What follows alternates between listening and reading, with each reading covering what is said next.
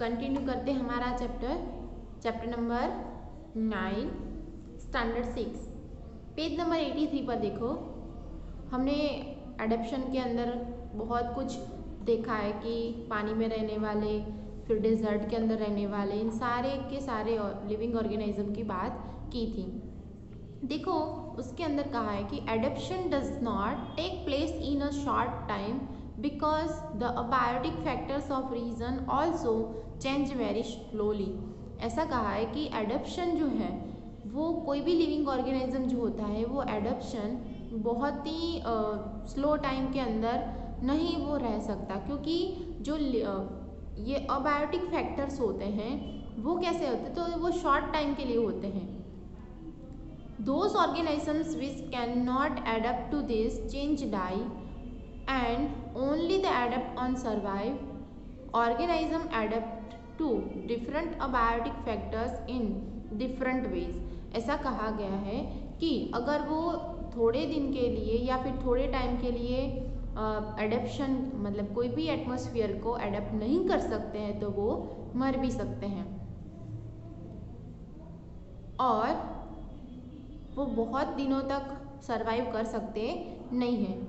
Organism adapt to different abiotic factors in different ways. This result in wide varieties of organism in different habitats. सारे के सारे living organism जो होते हैं वो डिफरेंट तरीके से एटमॉस्फेयर को अडेप्ट करते हैं और अपनी लाइफ के अंदर सरवाइव करते रहते हैं। और उसके लिए बहुत सारी वेराइटीज़ हैं, मतलब ट्रीज, एनिमल्स, ह्यूमंस, बहुत कुछ है जो डिफरेंट तरीके से इस एटमॉस्फेयर को अडेप्ट करते रहते हैं। Let us look at some habitats understood the biotic factors and the adaptation of animals in this habitats. तो ऐसे कई जगह और कई एनिमल्स के बारे में और लिविंग ऑर्गेनिज्म के बारे में हम समझते हैं और समझने की कोशिश करेंगे कि ये कैसे अपने लाइफ के अंदर इस एटमॉस्फेयर को अडेप्ट करते रहते हैं। तो सबसे पहले देखो यहाँ पर कहा है a journey through different habitats. अब देखते हैं हम कि डिफरेंट तरीके से एडप्ट करने वाले मतलब हैबिटेट्स दिखाने वाले या फिर हैबिटेट्स रहने वाले एनिमल्स के बारे में और ट्रीज के बारे में हम समझेंगे। सबसे पहले यहाँ पर दिया है सम टेरेस्ट्रियल हैबिटेट्स। डिजर्ट्स, तो यहाँ पर पहले डिजर्ट के बारे में दिया है।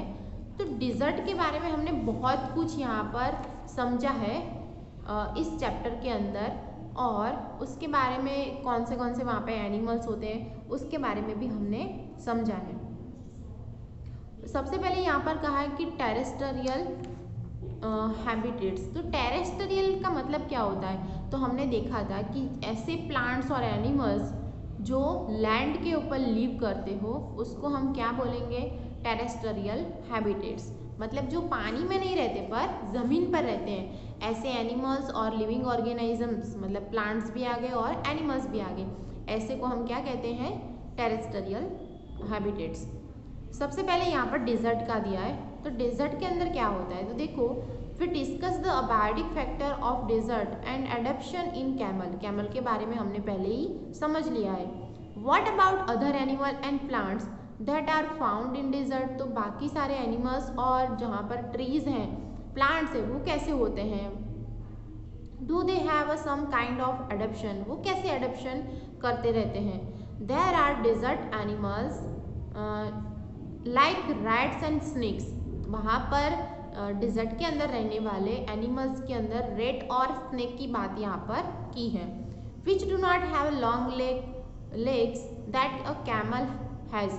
कैमल की तरह उनका लॉन्ग लेग्स नहीं होते कि जिसकी वजह से वो लोग डिजर्ट के अंदर आसानी से एक जगह से दूसरी जगह पर जा सके। तो यहाँ पर क्या कहा है उनके बारे में कि to stay away from the instant heat during a day. वहाँ पे दिन में बहुत गर्मी होती है और रात में बहुत ठंडी होती है, तो वो दिन में क्या करते हैं वो लोग, जो डिजर्ट होता है उसके अंदर बहुत ही डीप होल बनाते हैं और उस होल के अंदर वो लोग रहते हैं। जैसे कि यहाँ पर आपको 9.4 फिगर दी हुई है, देखो वहाँ पे डिजर्ट एनिमल्स इन अ बोरो मतलब जो भी लैंड होती है उसके अंदर बहुत ही डीपली वो ऐसा होल बनाते हैं और दिन के टाइम पे वो लोग अंदर ही रहते हैं और जब दिन ढल जाता है तब रात के टाइम पे वो लोग बाहर निकलते हैं। The stay in borrowed deep in a stand. This animal came out only during the night when it is a cooler. जब रात में ठंडी पड़ती है तभी वो लोग बाहर निकलते हैं, बाकी गर्मी में वो लोग बाहर निकलते नहीं हैं। Figure 9.5 shows some typical plants that grow in a desert.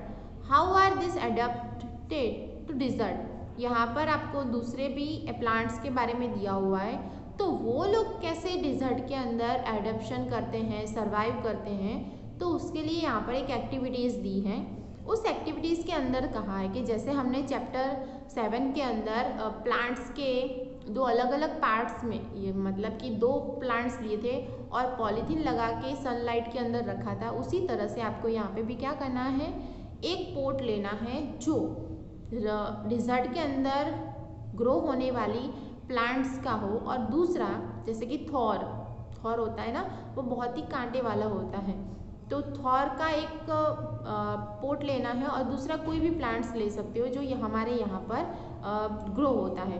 तो ये दोनों ये प्लांट्स लेने हैं और दोनों के प्लांट्स के ऊपर कहीं पर भी मतलब उसकी जो जहाँ पर लीफ होती है या फिर डालियाँ जो होती है वहाँ पर आपको 2 पॉलीथीन, एक पॉलीथीन वो थोर के अंदर लगानी है और दूसरी पॉलीथीन दूसरे प्लांट के अंदर लगानी है, फिर उसको टाइटली बांध देना है और थोड़े घंटे के लिए या फिर एक दिन के लिए आपको कहाँ पे रखना है, सनलाइट के नीचे रखना है और सनलाइट के अंदर रखने के बाद आपको ऑब्जर्व करना है कि क्या वो उसके अंदर कुछ चेंजेस होता हुआ आपको दिखाई दे रहा है। यस, वहाँ पे चेंजेस क्या होगा कि जो जैसे हम सांसें लेते हैं वैसे ट्रीज भी सांसें लेती हैं और बाहर निकालती है, बस फ़र्क उतना होता है कि वो लोग लेने में कार्बन डाइऑक्साइड यूज़ करते हैं और हम लेने में ऑक्सीजन यूज़ करते हैं। तो ट्रीज भी सांसें लेती हैं, उसमें भी रेस्पिरेशन की सिस्टम होती रहती हैं। तो जब आप थॉर के ऊपर लगाओगे और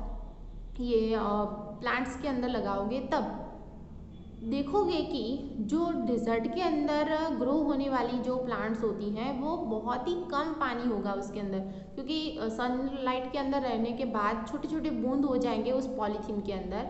जो हमारे यहाँ पर ग्रो होने वाली जो ट्रीज़ या फिर छोटा पौधा होगा उसके अंदर पानी ज़्यादा दिखेगा और जो डिज़र्ट के अंदर ग्रो होने वाली जो प्लांट्स होंगे उसके अंदर पानी कम दिखेगा। मतलब जो डिज़र्ट के अंदर पानी कम भी हो तो भी वो लोग ज़िंदा रह सकते हैं, मतलब कि वो सरवाइव कर सकते हैं ऐसे एडप्शन में। और हमारे यहाँ के ट्री पानी के बिना ज़िंदा रह सकते नहीं है, वो सूख जाते हैं। पर कम पानी में भी ये थॉर फिर मनी प्लांट ये सब लोग रह सकते हैं। मतलब यहाँ पर आपको वही कहा है कि जो लीफ होती है वो कम पानी यूज़ करती हैं और जो हमारे यहाँ के प्लांट्स होते हैं वो ज़्यादा पानी यूज़ करते हैं। The stem is also covered with the sticky waxy layer which help to retain water in the thickest of cacti.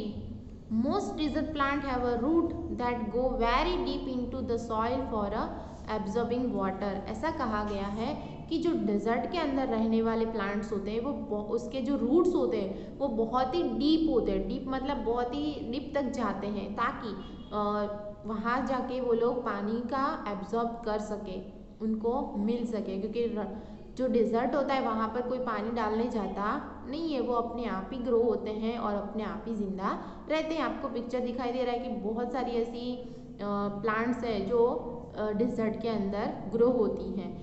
तो वो डीपली कहाँ जाते हैं, रूट्स उसके जो होते हैं वो लैंड के नीचे जाते हैं और उसमें से पानी को एब्जॉर्ब करते हैं, यहाँ तक रखते हैं। देखो दूसरा यहाँ पे कहा है पेज नंबर 84 के अंदर कि हमने अभी तक देखा कि बहुत सारे ऐसे डिज़र्ट जगह पर हैं, डिज़र्ट ऐसे हैं कि जहाँ पर ग्रो होने वाले प्लांट्स और एनिमल्स के बारे में हमने समझा। अब माउंटेन रिलीजन के बारे में समझते हैं। तो माउंटेन रीजन जो होता है उसमें क्या होता है, तो this habitats are normally very cold and windy. जो ऐसे एटमॉस्फेयर होते हैं उसके अंदर बहुत ही कोल्ड होती हैं और वहाँ पर बहुत ज़्यादा ठंडा पवन चलता रहता है। इन सम एरिया स्नोफॉल में take place in a winter season के अंदर तो स्नोफॉल भी होता रहता है।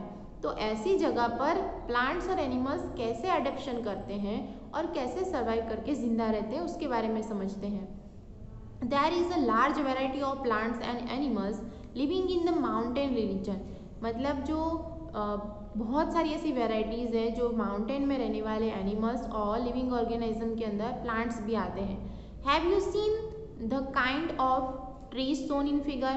क्या आप इस फिगर के अंदर देख के कह सकते हैं कि वो किस तरह की ट्रीज हैं, किस तरह के प्लांट्स होते हैं? देखो यहाँ पर जो ट्रीज होती है वो हमारे ट्रीज से अलग है। कैसे? जैसे कि हमारी ट्रीज होती है वो ऐसे होती, हमारी ट्रीज ऐसे होती है, मतलब वो ग्रो ऊपर की तरफ होती है, उसकी डालियाँ ऊपर की तरफ होती है। और जो माउंटेन के अंदर ग्रो होने वाली ट्रीज हैं वो उसका ढोला इस तरह का होगा, मतलब वो क्रिसमस ट्री की जैसे होगी। जैसे कि ऐसे मंदिर जैसा होता है, वैसे तो हमारी ट्रीज तो गोल होती हैं, स्ट्रेट होती हैं, पर वहाँ की जो ट्रीज है माउंटेन की वो इस तरह की होती हैं। क्यों? उसके बारे में भी समझते हैं। तो देखो यहाँ पे कहा है, if you live in a mountain region और have a visited one you may have seen a large number of search trees. आपने कभी विजिट किया हो ऐसे माउंटेन प्लेसेस पर तो आपने देखा होगा कि वहाँ पर ग्रो होने वाली ट्रीज कैसी होती हैं। But have you ever notice such trees naturally growing in other region? क्या दूसरे तरह के नेचुरली वो ग्रो होती है, हमें उसको कट करने की ज़रूरत नहीं है, वो नेचुरली ही ऐसी शेप की बन जाती हैं। क्यों? How are this trees adapted to condition prevailing in the habitats? तो वो लोग कैसे उनकी हैबिटेट्स होती है और वो कैसे अडेप्शन करते हैं ऐसी जगह पर। यहाँ पे दूसरा भी कहा है कि this trees are normally cone shape and have a sloping branches. यहाँ पे जो उसका शेप है वो कॉर्न शेप होता है और उसकी जो ब्रांचेस होती है वो नीचे की तरफ होती है, मतलब इस तरह की नीचे होती है। हमारी ट्रीज ऊपर जाती है, वो ट्रीज नीचे जाती है, आप पिक्चर के अंदर देख सकते हो। The leaves of some of this trees are a needle like, जैसे कि निडल होती है हमारी उस तरह की होती है। This help the rain water and snow to slide off easily. क्योंकि ऐसी होती है उसकी वजह भी वही है कि वो आसानी से बारिश हो या फिर स्नोफॉल हो तो वो आसानी से उसके ऊपर से नीचे गिर जाए। अगर उसके ऊपर ही रहेगा, ज़्यादा स्नोफॉल या ज़्यादा बारिश होगी तो वो डालियाँ टूट जाएगी। अगर ऐसी होगी तो वो ऐसी होती है ताकि उसके ऊपर से बर्फ़ या फिर जो बारिश गिरती है वो सड़क के नीचे चली जाए, उसके ऊपर ना रहे। There could be trees with a shape very different from this that are also present on mountain. ऐसी ट्रीज ज़्यादातर माउंटेन के अंदर ही देखने को मिलती है क्योंकि वो बारिश और स्नोफॉल से बच के रह सके, इसीलिए। They many have different kind of adaptation of survive on a mountain. तो ऐसे ट्री ही नहीं पर बहुत सारे एनिमल्स भी होते हैं जो ऐसे एटमॉस्फेयर में सर्वाइव करते, उसकी वहाँ का एटमॉस्फेयर अडेप्ट करके वो लोग जिंदा रहते हैं। Animals living in the mountain region are also adapted to the condition.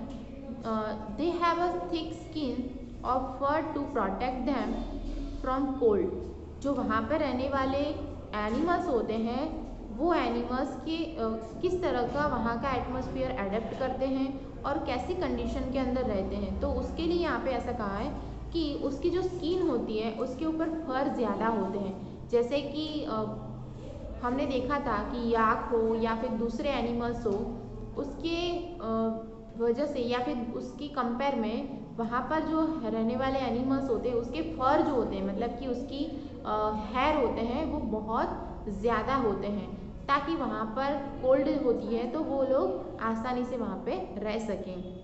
For example yaks have a long hair to keep them warm. वहाँ पर उनको जो याक होते हैं उनके बॉडी पर जो हेयर होते हैं वो बहुत ही लॉन्ग होते हैं और थिक होते हैं, ताकि उनको वहाँ वो गर्मी मिल सके। वहाँ का एटमॉस्फेयर बहुत ही कोल्ड होता है, उसकी वजह से उनको ठंडी ना लगे, इसीलिए उनके फर मतलब कि हेयर ज़्यादा लॉन्ग और थिक होते हैं। Snow leopard has thick fur on its body including feet and toes, मतलब उनके जो फीट होते हैं और उसकी बॉडी जो होती है मतलब उसके ऊपर भी फर थिक होते हैं, बहुत ही गहरे होते हैं, ताकि this protect is feet from the cold when it walk on the snow. वो ठंडी के अंदर स्नोफॉल जब होता है, ये एटमॉस्फेयर बहुत ही कोल्ड होता है, उसके अंदर आसानी से एक जगह से दूसरी जगह पर जा सके और चल सके, क्योंकि उसके पैरों में ठंडी लगती है। आप पिक्चर के अंदर भी देख सकते हो, याक का पिक्चर भी है यहाँ पे, जो लेपर्ड होता है स्नो लेपर्ड वो भी है, फिर बियर भी है, और वहाँ पे रहने वाली गॉट कैसी होती है वो भी यहाँ पर आपको दिखाई दे रहा है। सी नंबर के पिक्चर है वो गॉट है, नॉट बियर, इतना याद रखना। The mountain goat has a strong horse for a running up a rocky slope of the mountain.